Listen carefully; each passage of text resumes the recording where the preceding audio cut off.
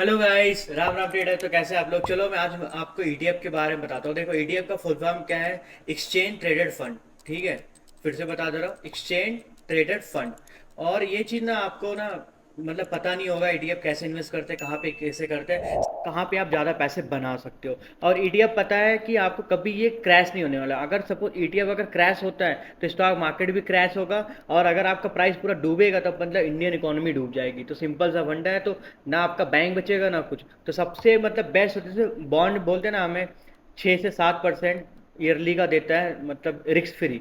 तो ऐसे ईटीएफ भी है, लेकिन ईटीएफ में ना और ज़्यादा रिटर्न मिल सकता है, कम से 15% 20% साल का मिल सकता है। कैसे मिल सकता है मैं आपको बताऊंगा, कैसे इन्वेस्ट करते हैं मैं चार्ट के ऊपर बताऊंगा। और मैंने कुछ इन्वेस्ट किया था मैं पहले, उसके ऊपर आपको बता दूं।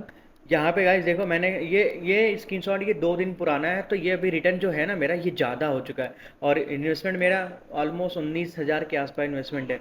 और मैंने निफ्टी 50 में इन्वेस्ट किया था ईटीएफ में, और बैंक निफ्टी में ईटीएफ में इन्वेस्ट किया हुआ है। यहाँ पे 50 में देख लो 51 क्वांटिटी, और बैंक निफ्टी में 13 क्वांटिटी। तो मेरा टोटल अभी ये 3% के आसपास रिटर्न है, क्योंकि ये 2 दिन पुराना है। अभी 2 दिन से मार्केट ऊपर जा रहा है तो रिटर्न दिया है। इसमें देखो, जब ये ईटीएफ क्या होता है, चलो मैं आपको बेसिक बताता हूँ, इसके ऊपर फिर चार्ट के ऊपर लेके चलता हूँ मैं। ठीक है, अभी देखो निफ्टी 50। ठीक है, निफ्टी 50 में इंडिया के जो टॉप कंपनी है वो स्टॉक है। कैसे? एच डी एफ सी हो गया, आपका टाटा का हो गया, टाटा पावर हो गया, टाटा मोटर्स हो गया, फिर इसके बाद एस बी आई हो गया, मतलब इसके बाद रिलायंस हो गया। ठीक है, तो इंडिया के जो टॉप 50 है ना, जो ब्लू चिप स्टॉक है, वो निफ्टी 50 है। और सपोज इस सारे का एवरेज निकाल लो। मान लो अगर टाटा मोटर्स 300 रुपये पे चल रहा है, इसका 100 पे चल रहा है, 500 पे चल रहा है, ऐसे आपका जब एवरेज निकालोगे तो यहाँ पे एक ईटीएफ की वैल्यू आ जाती है। सपोज अभी जो मैंने लिया है यहाँ पे, एक सेकंड मैं आपको दिखाता हूँ। ये जो मैंने एटीएफ लिया है यहाँ पे, इसकी इसकी प्राइस है 231 रुपये।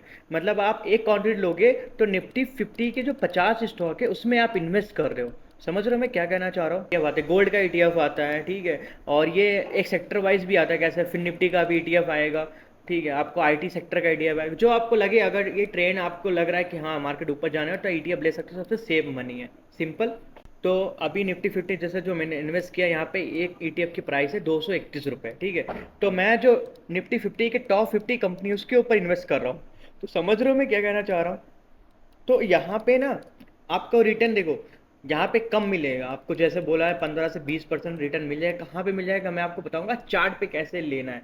आप ऐसे हर कोई बता देगा ईटीएफ ऐसे होता है, ये सेव मनी है, ऐसे इन्वेस्ट कर, ऐसे, लेकिन कोई चार्ट पे नहीं बताता मुझे खरीदना कहाँ है। मैं आपको यहाँ बताऊंगा आपको खरीदना क्या है। अब देखो, ईटीएफ अगर प्लान कर रहे हो तो कम से कम आपको 1 साल से 2 साल, पहला टर्म एंड कंडीशन, आपको 1 से 2 साल का प्लानिंग करना, तभी ये रिटर्न देगा। और जब भी आपको बाइंग करना ना, एक बार में पंच नहीं करना ऑर्डर। एक बार में मतलब कैसे? आपके पास अगर 50,000 है, ठीक है, या आपके पास 10,000 रुपये है, या आपके पास 1 लाख है, ध्यान से सुनना। तो आपको ये एक बार में इन्वेस्ट नहीं करना है, आपको इसको ना 10 टाइम पार्ट करना है। मतलब अगर आपके पास 10,000 है तो आपको पहले 1,000, फिर 1,000, ऐसे आपको 10 बार में 1,000 करके 10,000 इन्वेस्ट करना है। वही सेम, 1 लाख है, 5 लाख है, 10 लाख है। 10 लाख है तो हर एक बार में 1 लाख इन्वेस्ट करना है, 1-1 लाख रुपए। और कैसे करना वो चलो मैं आपको बताता हूँ। तो एक बार में आप समझ गए, एक बार में आपको इन्वेस्ट नहीं करना है, इन्वेस्ट करना है थोड़ा थोड़ा पार्ट में, 10%, कैपिटल का 10%। अगर आप बोलोगे भाई मेरे पास सूरज भाई 1,000 है, तो यस भाई ठीक है, 100 रुपये एक बार में इन्वेस्ट करना है। लेकिन 100 रुपये आप यहाँ पे नहीं ले सकते, तो आप ईटीएफ थोड़ा दूसरा ले सकते हो। कैसे? इसकी प्राइस ही है आपको 200 रुपये का पड़ रहा है। ठीक है, तो ये आप दूसरा ले सकते हो ईटीएफ, जो इसकी कम वैल्यू में भी आ जाता है, 70, 80, 90 रुपये में। तो ईटीएफ का बहुत वेरिएशन बहुत है, बहुत वैरायटी है। तो आप आपको सस्ता जहाँ मिलता है वहाँ से ले सकते हो। ठीक है, तो आपको कैपिटल का 10% ही इन्वेस्ट करना है एक बार में। इसके बाद आपको अगर देखो डेली में आना है या वीकली में, अगर कैसे आप प्लान कर रहे हो 2 साल का टारगेट बना लो। अगर 1 साल प्लान कर रहे हो तो डेली में आओ, अगर 2 साल प्लान कर रहे हो तो वीकली में। तो चले मैं पहले अगर 1 साल के ऊपर तो वीकली में बताता हूँ कहाँ पे आप इन्वेस्ट कर सकते हो, इसके अपनी डेली में बताऊंगा, तो पूरा वीडियो देखना। अभी अगर आप वीकली वाइज इन्वेस्ट कर रहे हो कि आपके पास 1,000 है, तो ठीक है, तो आप एक महीने में, आप अगर प्लान कर रहे हो 1,000 रुपये है, तो आपको 10-10, मतलब 100-100 रुपये आपको इन्वेस्ट करना है। ठीक है, तो 10 बार में। तो आप वीकली ना 2 वीक में एक बार आना है यहाँ पे इन्वेस्ट करने के लिए। देखना है आपको, चार्ट देखना है। मार्केट यहाँ पे क्लोजिंग दिया था, राइट? अगर मुझे इस वीक में इसके नीचे अगर मिल रहा है तभी मैं बाइंग करूंगा। अगर इसके ऊपर मिल रहा है मैं बाइंग नहीं करूंगा, नेक्स्ट वीक में फिर प्लान करूंगा कि मुझे बाइंग करना है कि नहीं। अभी सपोज ये कैंडल देखो, अगर यहाँ पे ये लास्ट वीक था, अगर सपोज मैंने प्लान किया इस वीक में मुझे लेना है, तो मैं देखूंगा ना यहाँ पे क्लोजिंग इसके नीचे चाहिए मुझे, ठीक है। कभी अगर ग्रीन कैंडल वीकली क्लोजिंग है तो मुझे इसके ऊपर बाइंग नहीं करना है, मुझे इसके नीचे ही बाइंग करना है, ठीक है। और ऐसे अगर मान लो अगर ये रेड कैंडल है यहाँ पे क्लोजिंग दे दिया है, ठीक है, क्लोजिंग प्राइस यहाँ पे ये 100 रुपए के आसपास है, अगर इसके नीचे आ रहा है 90 रुपए आ रहा है, तभी मैं बाइंग का प्लान करूंगा। अगर ये यहीं से ओपन होके 110 पहुंच गया, मैं प्लान नहीं करूंगा भाई, फिर मैं वेट करूंगा कब मुझे फिर नेक्स्ट वीक ये 110 रुपये अगर यहाँ पे आज वीक क्लोज कर दिया है तो नेक्स्ट वीक ये फिर से 100 रुपये पे आएगा, तब मैं प्लान करूंगा बाइंग करने का। तो वीकली अगर इन्वेस्ट कर रहे हो तो जो लास्ट वीक है उसके नीचे ही प्राइस मिलना चाहिए, तब ये बाइंग करना, नहीं तो मत करना, छोड़ दो। अगला वीक देखो, उसके नेक्स्ट वीक देखो, जहां भी आपको लास्ट अच्छा खासा प्रॉफिट देगा 15 से 20%, नहीं तो आपका प्रॉफिट नहीं बनने वाला। कैसे नहीं बनेगा सूरज भाई बताओ? चलो मैं बताता हूँ। सपोज अगर आप ये टॉप पे ले लेते, यहाँ पे ब्रेकआउट पे ले लेते, तो अगर एक बार में आप SIP एक बार में इन्वेस्ट करते में होता है, ये रिकवर होने में मुझे लगता है आप अगर ऐसे करोगे, अगर सिस्टमेटिक तरीके से नहीं करोगे जैसा मैंने बोला, तो ये आपको 6 महीने 1 साल भी लग जाएगा जितना आपने डाला है पैसा 1,000 रिकवर करने के लिए। होप आपको समझ में मैंने क्या बोला है।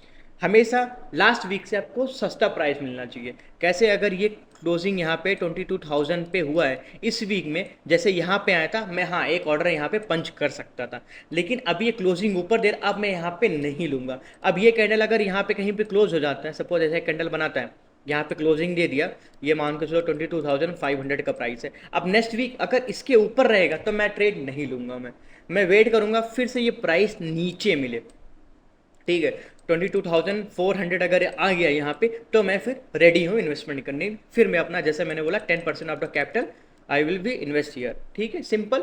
ये हो गया वीकली हिसाब से। डेली हिसाब से भी सेम है, जैसा मैंने बताया था, जब भी आपको सस्ता मिले, लेकिन यहाँ पे है आपको डेली दिखेगा कि हाँ प्राइस हर दिन देखो यहाँ पे कैसे था, नीचे था, इसके नीचे क्लोज नहीं, ऐसे ना हर दिन आपको इन्वेस्टमेंट मिलेगा। लेकिन ये भी आप कर सकते हो 2 वीक में एक बार ट्राई करके आना, ठीक है। जब 1 वीक 2 वीक खत्म हो जाए, फिर मंथली या क्लोजिंग हो, तब आके देखो कि यहाँ पे क्लोजिंग अगर कैसे, यहाँ पे ये क्लोजिंग एक स्विंग बनाया, ठीक है, यहाँ से नीचे आया, अब ये पहला पुल बैक दे रहा है, अगर मुझे इस 22,000 के नीचे अगर आता है फिर मैं रेडी हूँ, नहीं तो मैं वेट करूँगा कल।